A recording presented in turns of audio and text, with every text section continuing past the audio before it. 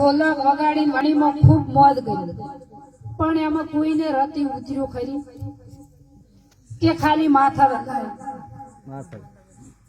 કીધું કે ભજનમાં બેઠા ત્યાં સુધી હરી હરીને બહાર નીકળ્યા એટલે વર્તી. આવા ભજન કરવાથી, ખોટો ઉજાગરો કરવાથી કોઈ મતલબ થતો. પરમાત્માનું ભજન તો એવું છે કે ગાવે બજાવે લોક રીજાવે એમ કર્યાથી હરી હાથ ન આવે. કોટિક વાર ગંગાજીમાં જઈ નાવે તોય તન પ્રભુના દર્શન ન. બોલો, ભગવાનના દર્શન એમ થઈ ખરા? ગમે એટલું ગોન સતાર કૂટો પણ ભગવાન મળે ખરા? આ વાણી જે સત્સંગ સંત મહાપુરુષો આદુ અનાદિથી ભક્તિ ચાલી આવે છે અને એમાં જ્ઞાન છે એની સમજવાની જરૂર છે.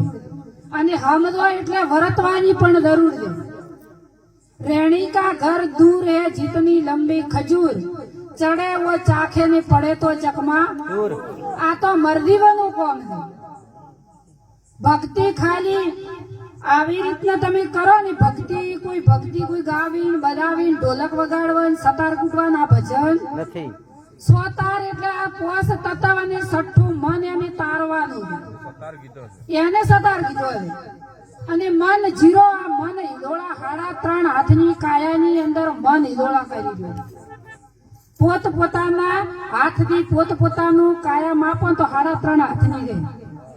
અને એની અંદર ઉધમા કોણ કરી દો છે? મન જે તે કીધું. હમણાં બાપા વાણી બોલ્યા કે વર્તી વાળીને ઘેર, પણ કોઈની વર્તી વળતી નથી. બારી ભટકે છે કે તો ઓય દો તો સુખ મળે, ઓય દો તો સુખ મળે. દીવા કરું તો સુખ મળે, અગરબત્તી કરું તો સુખ મળે, મંદિર બનાવું તો સુખ મળે, પણ સુખ છે મળતું નથી. જેમ ગોતવા જાય છે સુખ અને હોમું મળે દેદું. સુખ તો એક સંત મહાપુરુષે કીધું કે દુખિયા તો બોત દેખ્યા, સુખ્યા ન દેખ્યા કોઈ. સુખિયા તો એક સંત દેખ્યા કે દુઃખ ના હોય લગા. જો સંત ચરણમાં જો અને જેમ છે તેમ સમજાય. ભજન ગાવાનું નથી, ભજન જો તમારામાં બેહી જાય તો શાંતિ છે. બોલે ગાવે એ હાટે કોઈ ભક્તિ નથી. ભક્તિ તો વર્તવાની ભૂમિકા છે, વર્તાય ન તો. હમણાં બાપા બોલ્યા કે દેવાળે લાવવાની કોઈ જરૂર, દીવા કરવાની કોઈ જરૂર. આ પણ હુજે એ પથરા પૂજે. આ પોસ તત્વના પુતળાની અંદર હું કોણ છું ની ભૂલી ગયો. એટલે એ ગોતવા નીકળ્યો અને શાંતિ પણ એની થાતી. ચમ કે શાંતિ છે જે ડેમ ડેડકી તળાવની અંદર હતી અને એક ભાઈ આવતા હતા તળાવની અંદર હાથ પગ ધોયા એટલે કે હાય શાંતિ. એટલે પેલા ભાઈ દેડકી બોલી કે હું કાયમી પાણી રોજ પણ મને શાંતિ નથી.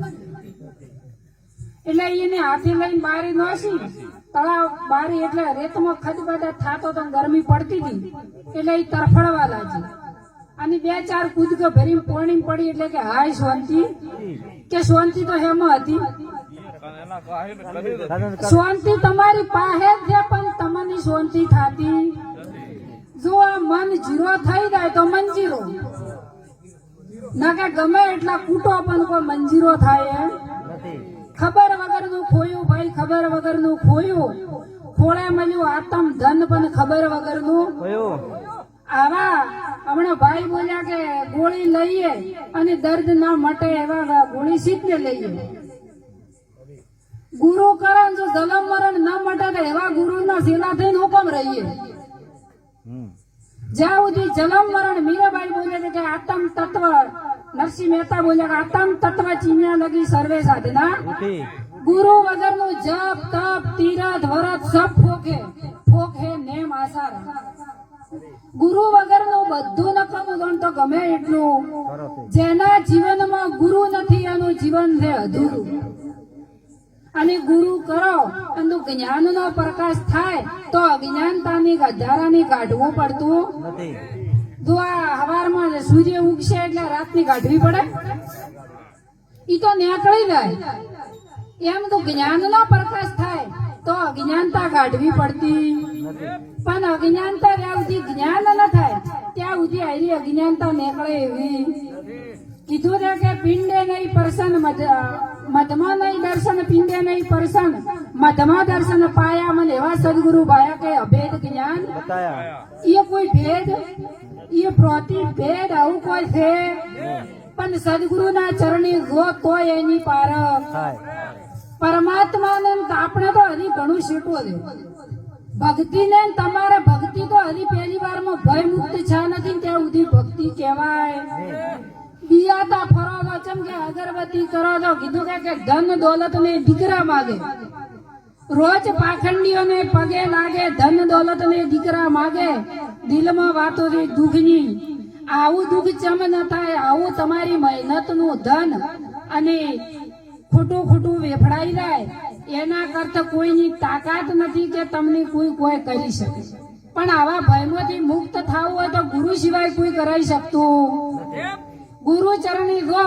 તો એની પારખ પડે પણ વ્યસન ફેશન ની વેમ પ્રભુને ભજવા દે કેમ અત્યારના યુગમાં આર્યો 3.5 હાથની કાયામાં મન દે ની 80 વર્ષ ડોહાની વિડીયો પાવે કોણ પાવે મન પાવે જેમ કે એના ઉપર કંટ્રોલ છું આ બેઠા તો ની ગાદી એની સત્યની રે કે જેમ આયા તો પરમાત્માનું ભજન કરવા આયા બેઠા એટલી કરતો સત્યની ગાદી ઉપર રહેવો કે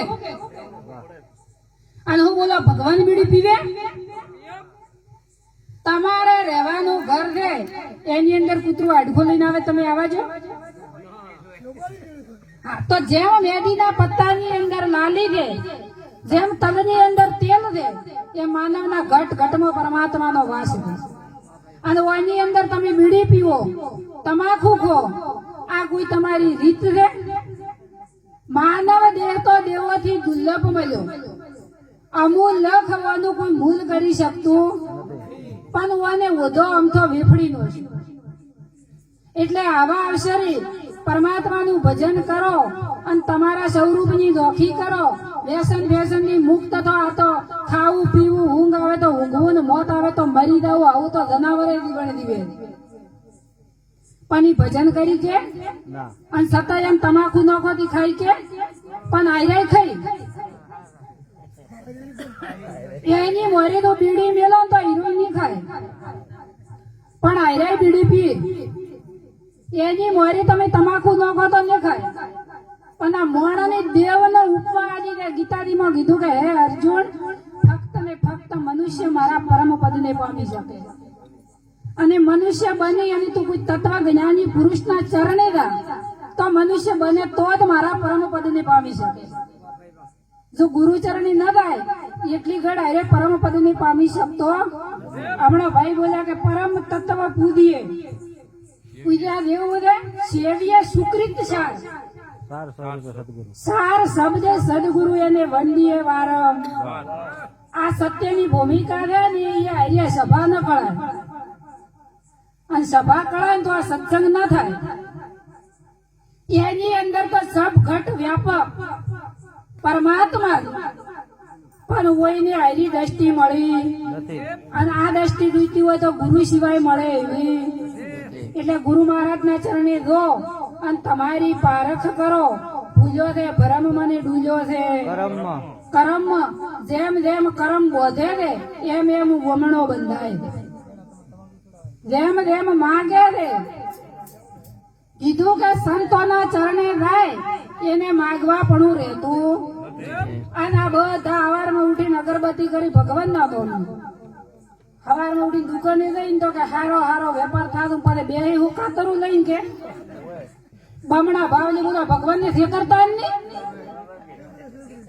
પણ એમ પારખ જ નથી એટલા માટે આવું જીવન જીવવું એ કરતા ગુરુ ચરણે દઈ અને તમારા સ્વરૂપની દોખી કરો વારંવાર મનુષ્ય અવતાર મળવાનો રામકૃષ્ણને ગુરુ ચરણે જવું પડે